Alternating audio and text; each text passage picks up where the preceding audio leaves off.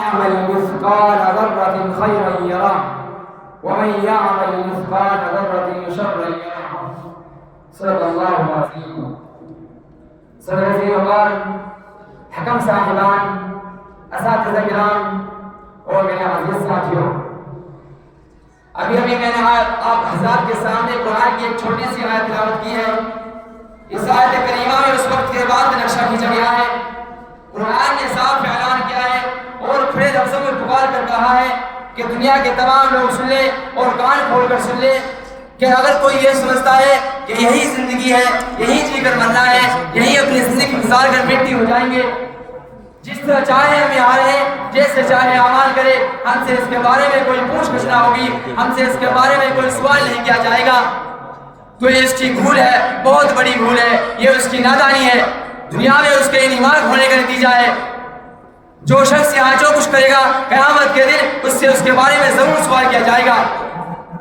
اس سے سوال ہوگا کہ ہم نے تم کو بہترین تندرستی عطا فرمائی تھی، تم نے اسے کن چیزوں میں صرف کیا. الغرض قیامت کے دن ہر نعمت کے بارے میں سوال کیا جائے گا. اللہ تعالیٰ کا ارشاد ہے وَلَتُسْأَلُنَّ يَوْمَئِذٍ عَنِ النَّعِيمِ کہ قیامت کے دن ہر قسم کی آسائش کے بارے میں سوال ہوگا. اللہ تعالیٰ نے دنیا کے اندر ہمیں اتنے انعامات سے نوازا ہے کہ اگر ان کو شمار کیا جائے تو شمار نہیں کیا جا سکتا. وَإِن تَعُدُّوا نِعْمَتَ اللَّهِ لَا تُحْصُوهَا.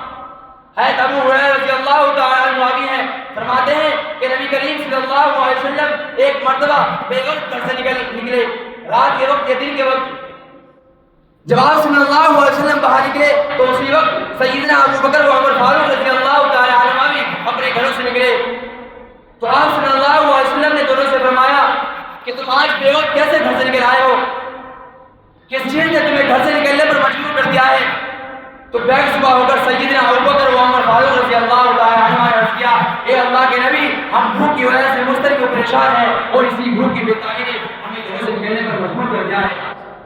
سرکار دو عالم صلی اللہ علیہ وسلم نے ارشاد فرمایا قسم اس ذات کی جس کے قبضے میں میری جان ہے کہ مجھے بھی اس وقت گھر سے نکلنے پر اسی بھوک کی اضطراب و پریشانی نے مجبور کر دیا ہے. پھر آپ صلی اللہ علیہ وسلم نے دونوں سے فرمایا اچھا میرے ساتھ چلو. پھر آپ صلی اللہ علیہ وسلم دونوں کو ساتھ لے کر ایک انصاری کے یہاں تشریف لے گئے. جب یہاں پہنچے تو اتفاق ایسا ہوا کہ وہ انصاری گھر پر تشریف فرمانا تھے. ان کی اہلیہ نے آپ صلی اللہ علیہ وسلم سے خوش آمدید کہا. آپ صلی اللہ علیہ وسلم نے فرمایا کہ آپ کے خاوند کہاں تشریف لے گئے؟ تو اہلیہ نے جواب دیا کہ وہ پانی لینے کے لیے گئے ہوئے ہیں. اسی اثنا میں وہ انصاری صحابی تشریف لے آئے. ان عظیم ترین مہمانوں کو دیکھ کر ان کا چہرہ فرد مسلط سے گر اٹھا. فرحت و انبساط کی کیفیت طاری ہو گئی اور کیوں نہ ہو آخر درمندوں کے درمیان کائنات رسول صلی اللہ علیہ وسلم کا دیدار جو ہو رہا تھا.